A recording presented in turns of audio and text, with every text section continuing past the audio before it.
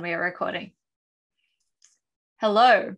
Today we have Eva Faith on Twitter. You previously worked for Women in Web3, a community-first DAO for women and non-binary, multi-passionate entrepreneurs in Web3. Now that's a mouthful, but let's move on. So you're also a founder of Buidlbesties now, and I believe you started studying, but we'll talk more about that later. How are you? I've been good. I've been busy. You know, the meme with like SpongeBob and his hands everywhere with the clothes and everything. Yes. Yeah, I'm a little of it.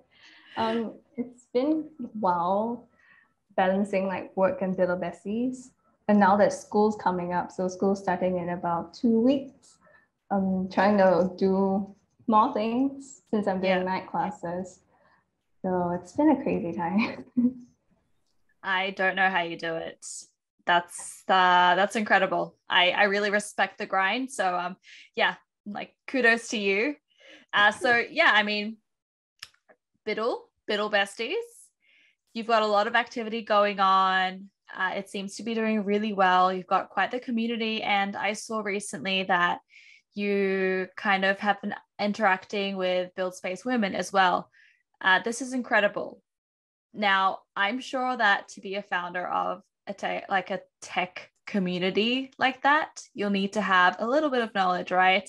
And now it's a Web3 community as well. So yeah, tell me about how you got into tech and specifically Web3.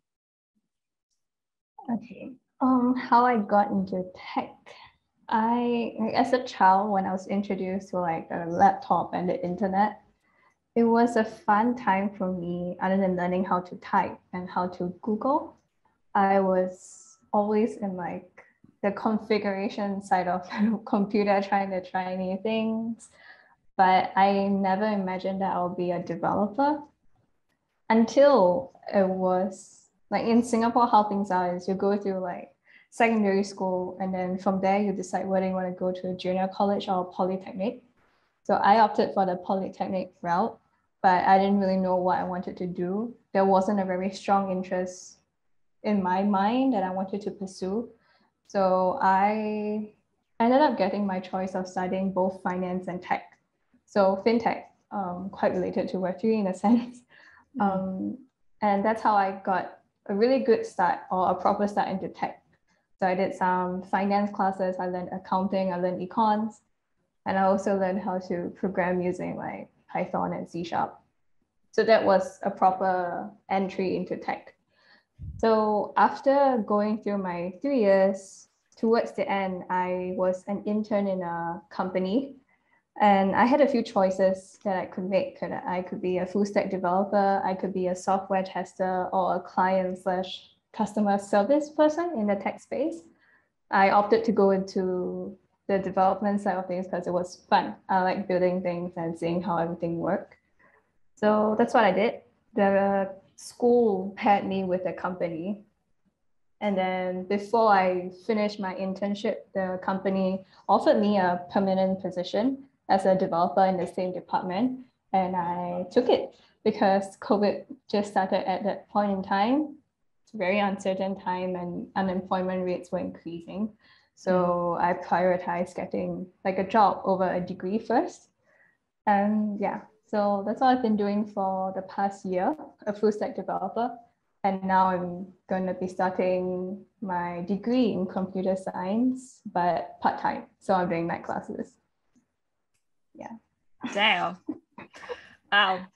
I think that's incredible. I also think it's a great idea that you took the job before, going into studies. Now, while I see study and learning as very valuable, I can totally be, a witness to the absolute beautiful, juicy fruits that getting experience, like real hands-on experience, brings, even to your studies. I think going into a degree with this, tenure and, the lessons learned in the real life, like doing real work, priceless. It's going to make school's so much more fun, and yeah, like you'll be able to like relate it more to real life things because yeah, you already know.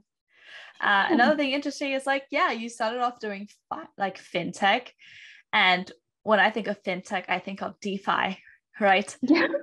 Like Web3, crypto, DeFi. And I feel like what you're building in Buidlbesties is, you know, it's not only raising awareness of the different, I guess, like tools that developers or like budding Web3 developers can use, but it's, yeah, like broader education. And it's not exactly, yeah, like not DeFi, it's not monetary value. Like, I don't think it's like a nonprofit, right? So I mean, yeah, like how did the kernel for Buidlbesties come about? And tell me how you really watered the seed and like got it off the ground.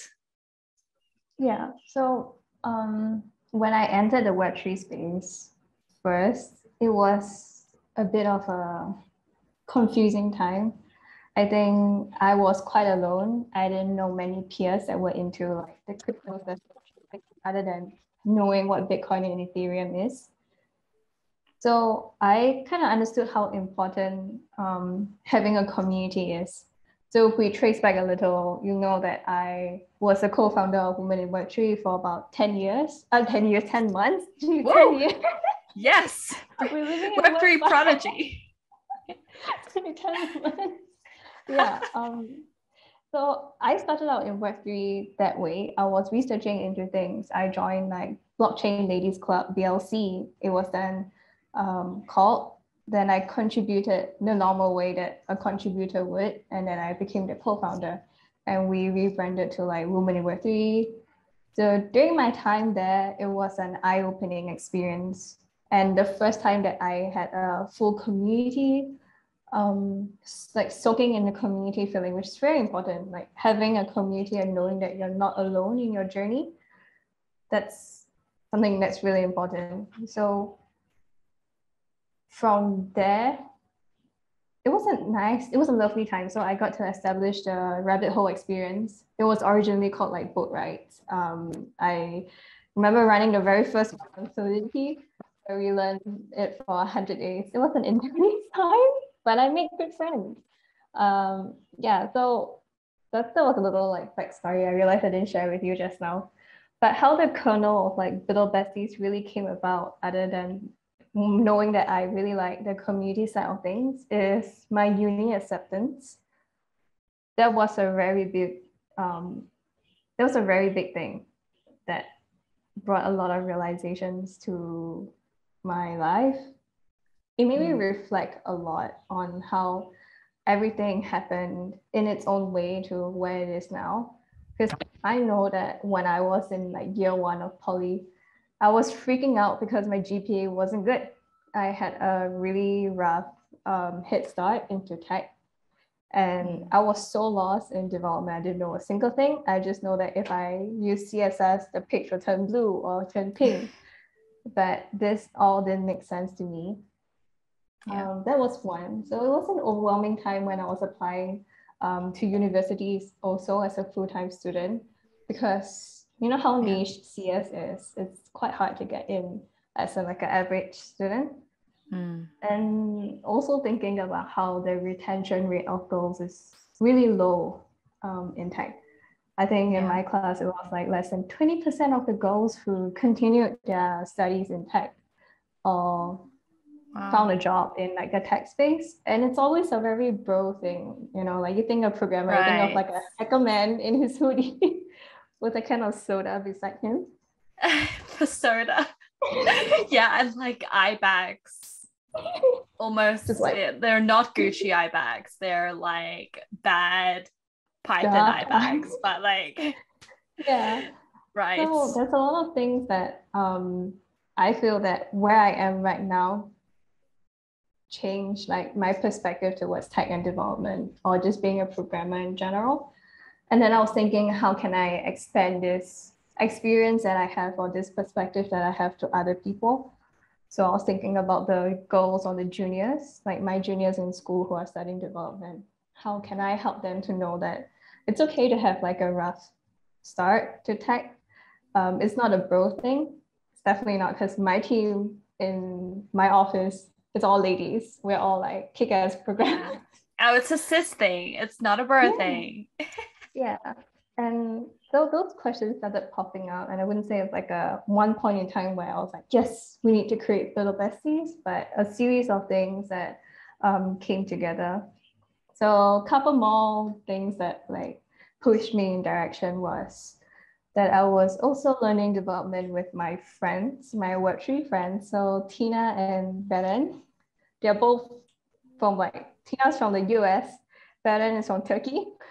I'm in Singapore. Wow. And what's pulling us together is our interest in learning development. So even though they are like learning the more basic programming languages because of their background, and I was learning a little more advanced, I think development was a universal thing where we could cry and laugh together when we hit an issue or a bug, or it's a wholesome feeling knowing that you're not alone, that you can share like your troubles or like your frustration with someone, and they'll probably be like, yeah, I faced that too, and you can overcome it, and just ideate on how you can solve things together. So that was Beautiful. another nice thing. And my final kick was after speaking to my friend slash mentor, Danielle. So Danielle's the head of data at Third Web. And she's like a lovely friend. She's a really close friend. So I met her on, OGC, All Girls Club. And I was just chatting with her, like I shared with her all these thoughts I had. And I said, wouldn't it be nice if I could create a community of women developers and focusing it on Southeast Asia, hopefully, because I'm in Singapore, I'm in the Southeast side of Asia. It's so hard to get up for like events in the US time zone. For like half a year straight, I was waking up at like 3, 4 a.m. trying to hop on calls with like the US side, joining like developer DAOs calls here and there, trying to make friends. It was rough. It is really rough. Yeah, I can imagine. Night became day, day became night. And so I was like, why not just a thought? I didn't think that I would really create it, but then I was like, why the hell not? You feel all these ideas, you have some experience. I have her as an advisor. I have a few friends who also formed a team with me, and it seemed really possible because they are all supportive and aligned with what I'm trying to do. So that's how the kernel came about. It's a very long story. I love it. Look, I don't think it's one, you said it's not one particular event, but from the way I see it, it was a lot of like touch points. And at some point, they all collided into this star and it burst.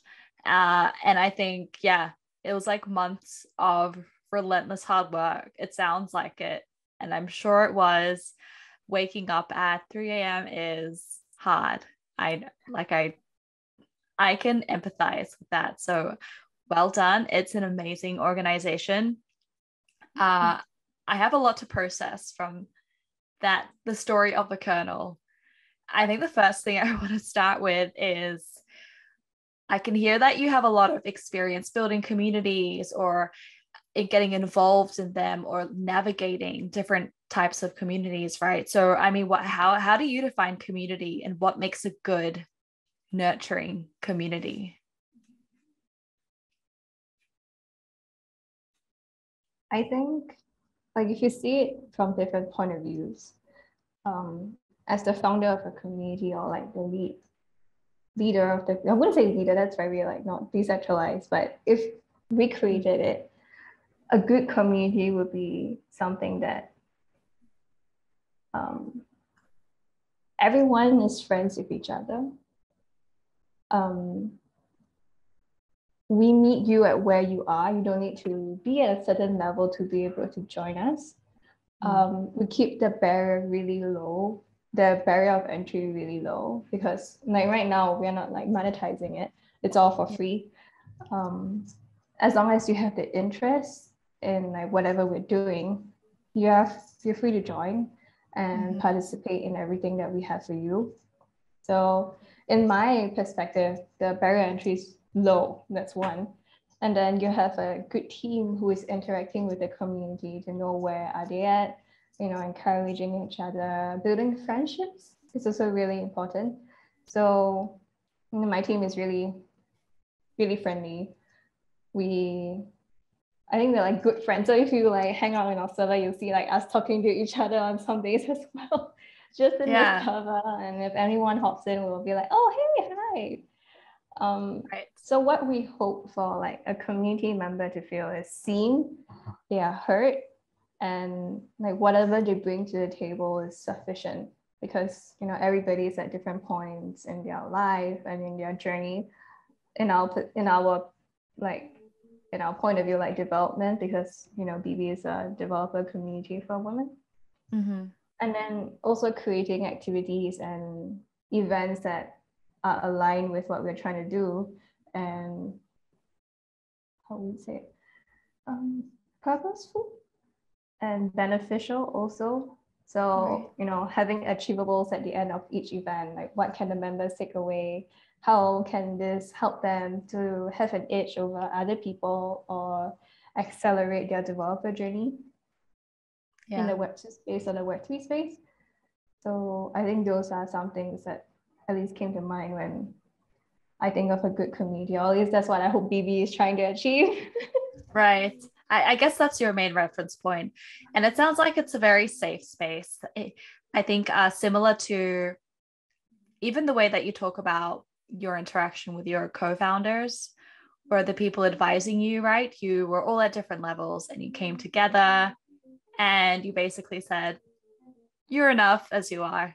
Let's, vibe together. Let's work together. Let's learn together and let's grow together, right? So yeah, totally. I think low barrier to entry, cool things to do, and just a good, I don't know, conversation, or as we say, spinning of yarns.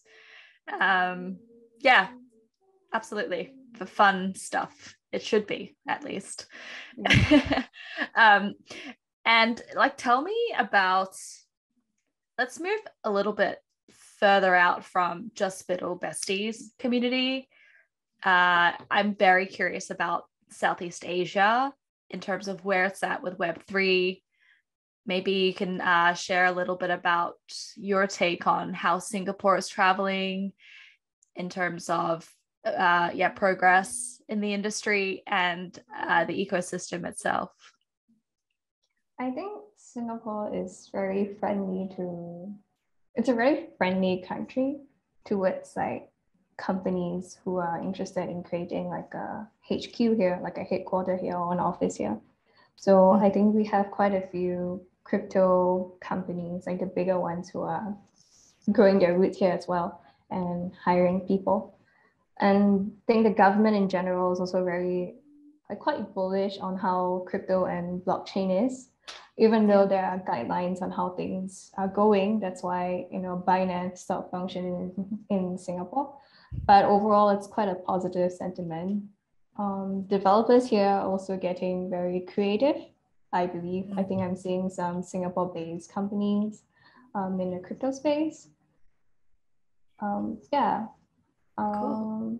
And that, I think it's mostly positive here. I do see some like city channels and like developer DAO, for example, that's a little active here and there. And like V3, the other women-led community, is also trying to run dinner clubs here.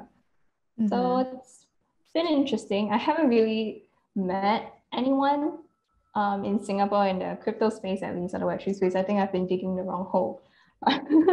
My friends are all in the US. But yeah, it's something that I'm trying to do, like expand my network or meet new friends in Singapore that's in the Web3 space or the crypto space. Just to like, be in the same time zone is nice. Something I took for granted, at least. No, for sure. I think that IRL, like face-to-face interaction, is never going to be replaced by the URL. Although it's awesome that we can, wake up at 3 a.m. and have like a full-on conversation with people, right? Halfway across the world. But yeah, no, cool. I definitely would love to like keep my eye on Singapore. I love it.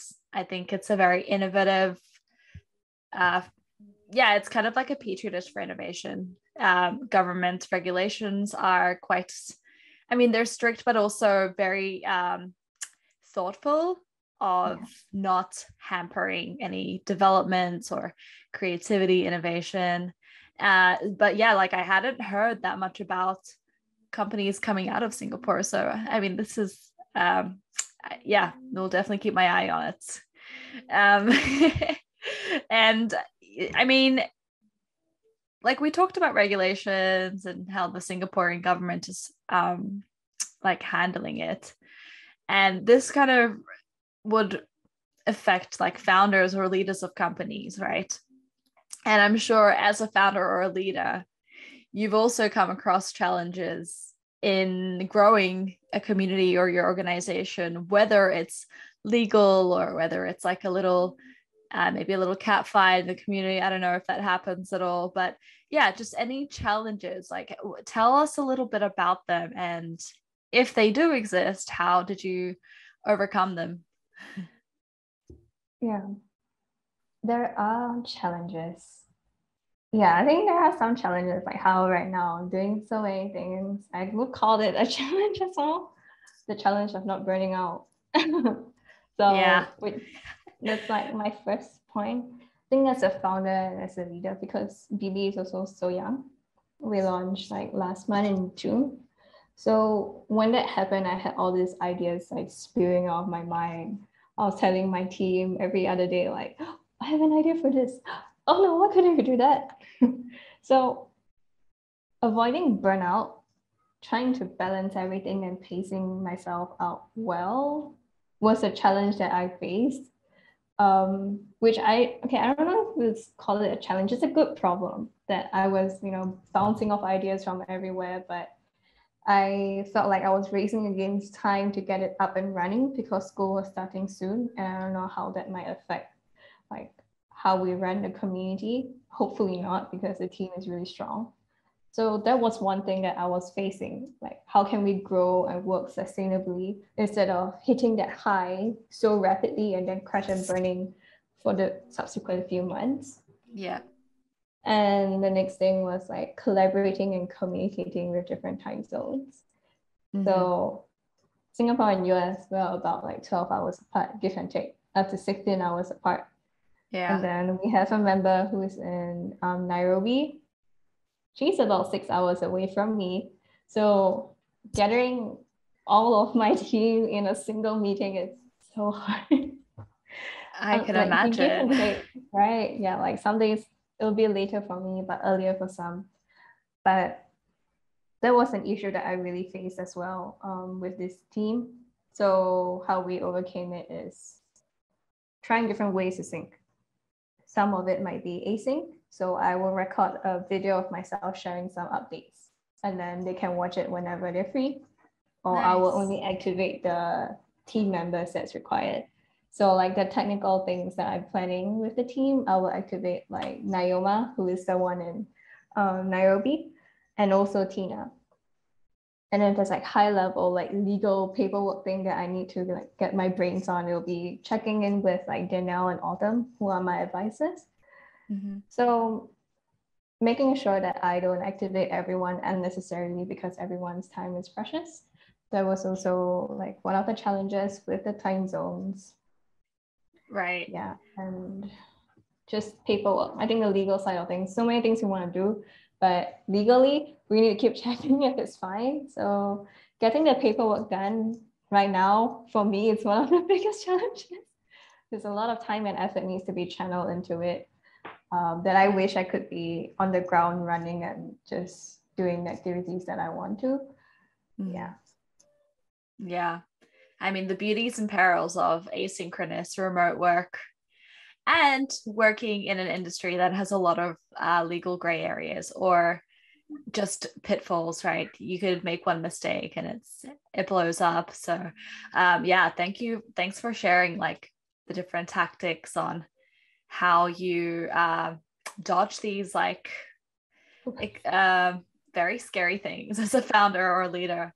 Actually, let's circle back to burnout. How do you keep your cool and not burn out? Like, what are your personal, mantras or tactics or habits that you like deploy?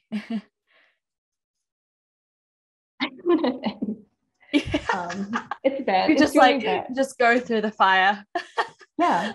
I love it. It's actually really bad. I wouldn't say that I don't know, it's just in me that I keep working. So it's not good. I think like recently my advice is like Danielle was like, we're gonna do an anti-burnout plan for you. It's crazy what you're Right. doing. Because I would Yeah. just go like, okay, when I wake up at 7, all the way till 12 a.m.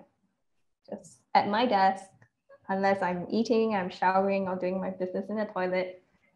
And then I'm just like doing my thing and working constantly. I had 3 to 4 calls a day, chatting with like networking, meeting new people or just doing team things. Wow. So right now, what I'm trying to do is no phone, no computer, like after 11 p.m. That's a hard stop for me. Just like no more. Yeah. And sleeping more. That's one. But other than that, I think having a plan of like this month, the next 3 months, and the next 6 months for BB was something that is very helpful for me. Like I was saying, I was trying to achieve everything in the shortest time possible because I was afraid that school might start very soon. So like Danielle advised me to do it in months. So if I can achieve this month, I'll put it in this bucket. And she restricted the size of how many post-its I could put in each month. She's like, let's be realistic here. That's planned by post-it. Yeah. Yeah, like the Kanban board style, which gets you thinking if it's achievable to run at this speed and achieve it, or would it be better to postpone it to next month? Or I could work on that same thing for the next 3 months sustainably and at a proper pace instead of like going in at high speed and then burning out. Yeah. So because I couldn't see all of this, I couldn't visualize everything in my head. So seeing it out on like a board helped me look at things from a more sustainable point of view, which also helped me relax a little more and know that I still have some time to work on these things. I don't need to jump in at like high speed or be like a workaholic that I always am. So yeah, that's how I try to do it. But mental health wise, when I feel like I really need to, I'll just do like yoga or meditation. Okay. Every maybe 3 weeks when things get a lot, I will journal everything out. But I didn't really incorporate it as a habit. I don't know why that doesn't work for me. I wish I had that like that goal morning routine where I wake up at 7, do some yoga, meditate. It just doesn't work for me. And look, that's fine. I think each to their own. I am very impressed with, I mean, you're a great example for like women wanting to like actually make a difference in the space. And I mean, at the same time, please sleep and please chill. But like I think it's very inspiring. So also keep up the good work. But yeah. Yeah, I'm not a role model for you to follow and like not burn out. I think there's a lot of things that I as a human being need to improve on. Like my sleep debt is probably really high as well, but it works for me. It works for me. So each to their own. yeah. And slow and steady does win the race, but sometimes you have to kind of scurry along to get to a point, right, where you can cruise. Right. Yeah. Exactly. So just in the interest of time, we'll wrap up, but let's do a warm down from the conversation. So let's finish off with a fun question. If you could create an NFT of anything and only you could own it, what would it be?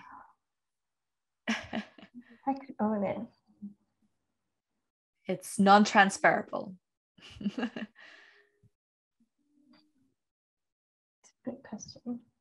I was thinking of it from another point of view, actually, when you shared that question with me. Oh. Yeah. Sorry, it's a curveball. Let me give it some thought. Okay, I wouldn't say it in a point of view of bragging, but if it's something that only I can own, right? And like my own NFT that's non-transferable. Yeah, I you think can brag. Every point of achievement to be listed down on an NFT, if it makes sense. Or like a good view of how the past year or 2 years has been. Because like I'm constantly working. I'm constantly looking for the next peak to achieve. Yeah. And it's sometimes really hard to see how much I've achieved. You know, the Web3 space is growing so fast. I always feel like a little prawn in a sea. Oh. Flying around. That's so cute. Yeah. So, I kind of like that. It makes me think like maybe in the future, you know how we have LinkedIn or we have resumes or CVs.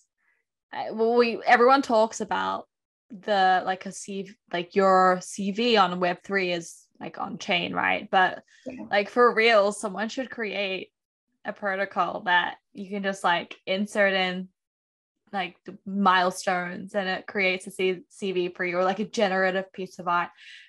Anyways, that got me really thinking. Okay, I like that. I like it.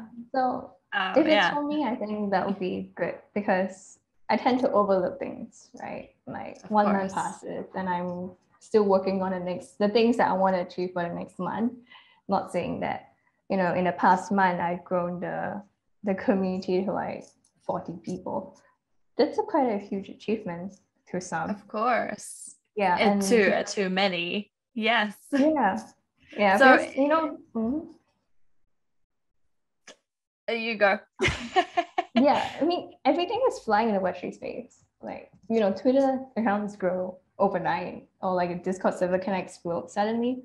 But because we want it to be like a curated community where people share with us where they're at. So that's one thing that we're trying to do as well, is to know where the members are at and how we can help them achieve what they want to achieve as a developer or, you know, as a curious-minded person. Yeah, so, you know, growing it to a certain extent or like a sustainable pace is important, but it's something that I always overlook. We're like comparing like a 1-year-old child to a 10-year-old child, and you're like, why isn't he doing what a 10-year-old is doing? Yeah. Exactly. So I think that NFT will be interesting for me, in my use at least, to remember whatever I've done. Cool. Let's put a bounty out. Just jokes. But like, hey, like, so in order for people not to overlook you, Eva, we need to find you. So for listeners or viewers, where can they look at what you've been doing, or just, stay up to date with your life? Oh, I'm on Twitter. I'm not an avid Twitter. But you can find me at Eva Faith. That's my like name on Twitter. It's not my username. It's eFaith LW. But I think if you search Eva Faith, you'll be able to find me. If not, you can find Buidlbesties on Twitter.